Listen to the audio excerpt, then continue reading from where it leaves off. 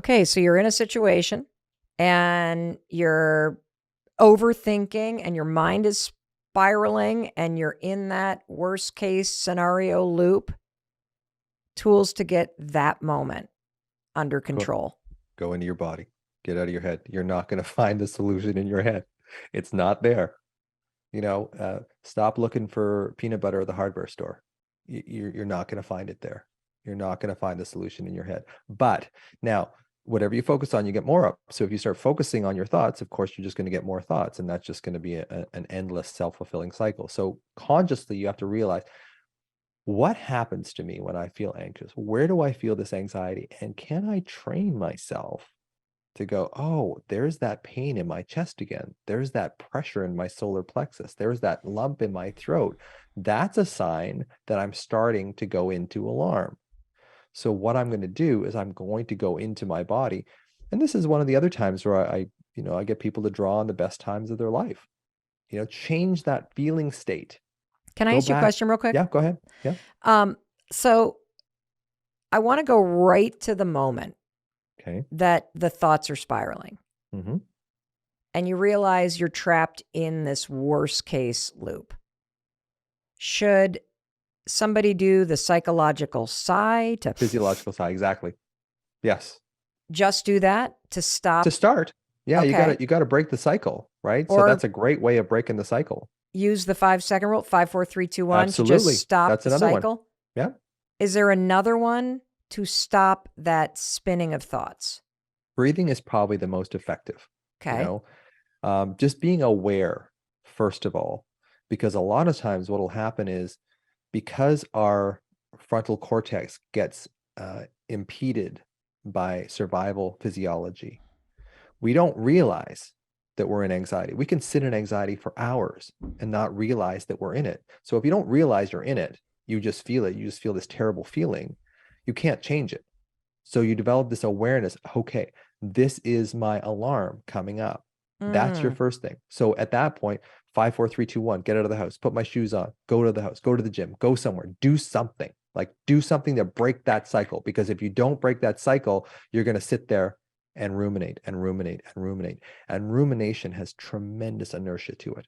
Like once you start getting into negative thoughts, you don't feel like doing anything. It's like when Warren passed away and you didn't want to go anywhere. You didn't want to do anything.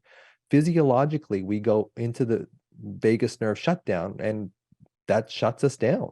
And we don't want it. So we need something outside of ourselves. 5, 4, 3, 2, 1 is awesome, by the way, because it's like, okay, after you've done it a bunch of times, okay, you have to change your state. And one of the best ways of changing your state is changing your body. And one of the best yep. ways of changing your body is starting to frickin' move. Yes. So, I can sit there and I remember being in med school with the covers up to my chin, like I can't get into school today. And I always did, but it was like you just wake up and you're in this panic, like I can't get in there today. And I didn't have 5, 4, 3, 2, 1 back then, but it was just like, okay, I have to move. Like I have to move. And giving myself a reward to move. Like, okay, I'm going to get a nice cool glass of water. Now, it wasn't that appealing, but it was just something. It was something to break that cycle. Because if you don't break that cycle of rumination, it will just run roughshod over you. What is it like to live without anxiety? Because I think part of, and the reason why I ask this question is I think so many of us have lived in a alarm state for so long. We don't know what it's like Mm-hmm. to be able to turn it off. So what Yeah. is available to everybody if Well, they start to do the work in their bodies? a direct access to a repeatable process where you can find peace. Maybe not right away. Maybe it takes you 5 minutes. Maybe it takes you 10 minutes, but at least you're on the right track. At least you're not, I used to feel like I was, a bubble in an ocean because whatever the ocean went, wherever my emotion went, Mm, I was taken with it. And the thing about starting to find that peace in your body is you kind of go down below the surface of the waves and you kind of look up. This is the image that I get anyway. I look up and I can kind of see, kind of that hazy blue when you're under the water and you're mm-hmm. looking up. I can Mm-hmm. see the waves there. And you can create this sense of separateness, ironically, from the alarm, where this isn't all of me. Because when you were a child, it was all of you. Like when you were in your trauma as a child, there was no way out. You'd look everywhere and there was no way out. But as an adult, you can look and you can start seeing, you know what? I feel you, alarm. Like I feel you there. And I know that you were my younger self. But I can see that there is a sense of separateness there, that I don't have to completely be taken over by this. Now, at the same time, the paradox is that alarm is your younger self. So you want to be attached to it. So can you see the alarm with this sense of curiosity? Because when you look at something with curiosity, you take a lot of the emotion out of it. It's like, that's really interesting that I've got this sense of alarm in my solar plexus, that it feels heavy and sharp and purple. Wow, that's really interesting. Because when you look at it with curiosity, you're changing your sort of psychological mindset towards it. And when you start changing it in any way, it starts making that cycle easier to break. So when you get caught in rumination and thought, you can start going into your body, even if it hurts initially, because you are on the right track, and your ventral tegmental area, the part of your brain that secretes dopamine, will start telling you you're on the right track. And I think that's when we start healing, we start get this sense of power over the alarm, because we have been prisoners of it for so long. And in a way, we are prisoners of our younger child. If we don't pay attention to them, they will make us miserable together. So when you start paying attention to that and you start knowing, hey, I'm on the right track, like dopamine starts going in your brain. When you're on the right track with something, you get all these sort of feel good chemicals. And then you have a sense that you are no longer this passive, bubble in the ocean anymore. Like you have something that you can tap into that's in all of us. I mean, this power, and we see this a lot with people that have had spontaneous remissions from cancers and from horrible diseases and stuff. They feel this power in them that they didn't know was there, but they just feel it. They just feel that power. And I think what happens when we have trauma as children is we lose faith in that power. We lose sight of that power. So when you connect with your younger self again, you can have access to that power that's in all of us, that sense of peace. I think in the Bible, like they call it the peace that passeth all understanding. And you get into that state. And when you start healing from anxiety and you start realizing, hey, it is actually safe to feel safe. There's a tremendous feeling of a rush of, man, I suffered from this for so long. Why did I wait so long to do this? Well, I know for me personally, it happened a lot faster than I expected it to. And the experience for me is emotional peace. Like Mm-hmm. there's a level of steadiness, there's a calmness, uh, confidence, like it's all available to you.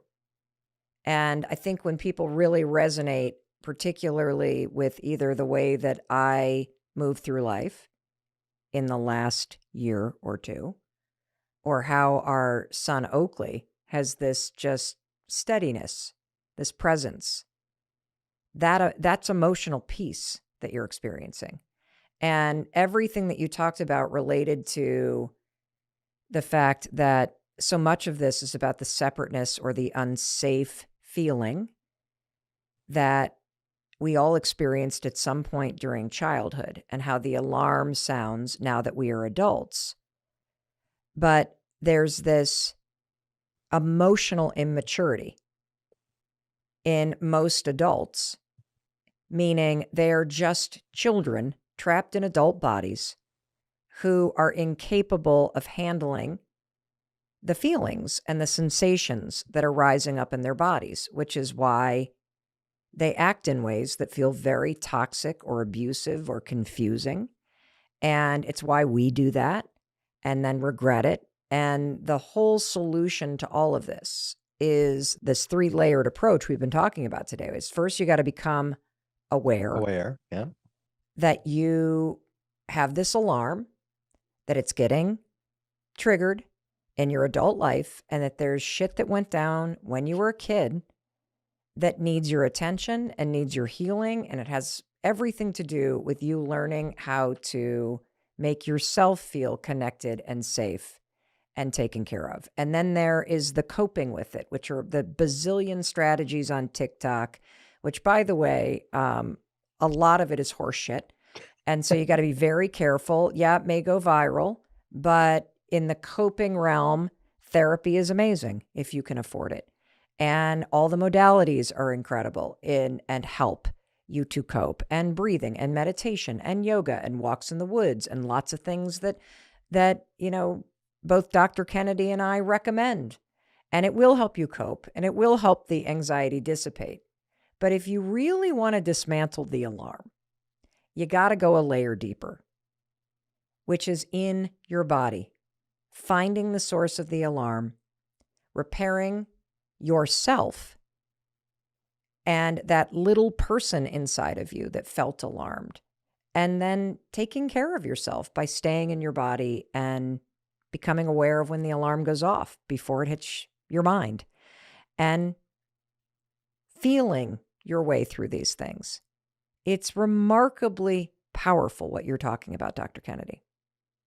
And I think that's really, you kind of hit the nail on the head. I mean, there's superficial things we can do, physiological sigh, breath work, grounding, just feeling your butt in the chair, feeling your feet on the ground. Like, there is something psychological about being grounded. It does help us for sure. Touch, touching yourself, touching other people, um, you know, temperature, feeling, going through those extremes of temperature, cold, heat, whatever. Temperature is one of those ways that we can access the deeper structures in our brain too. Smell, if you have an essential oil that you love, like lavender or chamomile, rather, carry it with you if you're struggling. Smell is one of those things that it's the only sense that doesn't get processed by the thalamus. The thalamus is kind of like this central switchboard of the brain.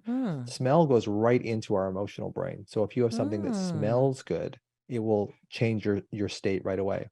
There is this thing also about moving your eyes back and forth, side to side, sort of the basis of EMDR. And it does show that if you move your eyes back and forth, not up and down, but back and forth, it does decrease the activity in the amygdala. Now, all those things are coping strategies. To heal, you've got to find the alarm, you've got to find the trauma, you've got to find your younger self. You have to have faith in yourself. Because I think as trauma, when we get traumatized as children, we lose faith in the world. And when we lose faith in the world, we start believing everything is up to me. And if you're a 7-year-old and you think everything's up to you, life's going to be very anxious. You're not. And finding that power inside of you, that power that the people that had the spontaneous remissions from cancers and multiple sclerosis and all those sort of things, there's this power inside all of us that we lose with trauma. Finding that again, it's really important. Having gratitude for the pain, having gratitude for the alarm, because that's your conduit to your healing, is that alarm. So as much as you bemoan having it, it's actually a beacon to your younger self. Be grateful for that sense of alarm, because you have a pathway now to find that child. And play. It's so important to adopt play, because when you play, you start changing that autonomic nervous system, and that autonomic nervous system runs your life. So the more you can play, the more you can regulate that autonomic nervous system, that sympathetic, parasympathetic nervous system, the easier life is going to be, the more connected you're going to be to yourself, and maybe more importantly to others, because we need others, because loneliness is killing us. Separation is killing us. Give me your top 3 recommendations for play that you give to your patients. Well, I often ask people, like, what did you do when you were a teenager? Some people say, I rode my bike, I played chess, I did this. So things that you liked when you were a kid, chances are you'll still like now. So that's there's no sort of global thing that I suggest to people. Ideally, it would be something that's fun, that doesn't really have a winner and a loser kind of thing. That, and Gordon Neufeld, who's my sort of mentor in developmental psychology, talks about that with kids. It's so important to have play just for play's sake. There is no winner, there is no loser, there's nothing there. And one of the things that I really recommend for parents is playing around the dinner table with facial expressions. Like, how am I feeling when I make this face? How am I feeling? Because then you're actually maturing their social engagement system. You're maturing the part of their brain, facial expression, body language, eye contact. You're improving the part of their brain that allows them to soothe others and soothe themselves. So it's important to do this in a playful way, and that's really, once we start really adopting play in our day-to-day life, then we start regulating our nervous system. and in a way that you don't have to academically go back and find the trauma. Amazing. Dr. Kennedy, anything else before I wrap up? I think it's really being, compassionate for yourself. I have this process in the book called ABC. So A is awareness, as you say, being aware what anxiety or alarm feels like in your body. B is for body and breath. So go into your body, go into your breath. Physiological sigh is great. Getting grounded in your body. And then C is compassionate connection for yourself, and specifically that younger version of yourself. So if you do that each time that you have anxiety or alarm, you will start training your nervous system to focus on something that will heal you instead of focusing on your thoughts, which are only going to make you worse. Amazing. So as Forrest Gump would say, that's all I got to say about that. Welcome to part 2 of the Anxiety Toolkit. We have a zero-cost free appointment for you with Dr. Russell Kennedy. He's in the house, everybody. This is a conversation for all of us. Whether you're struggling with anxiety or suddenly you have a friend or a family member who is, we are all affected by this topic. And so it is going to change your life and improve your life if you understand it and you have some simple free tools that you can use to help yourself better face it and ultimately heal from it.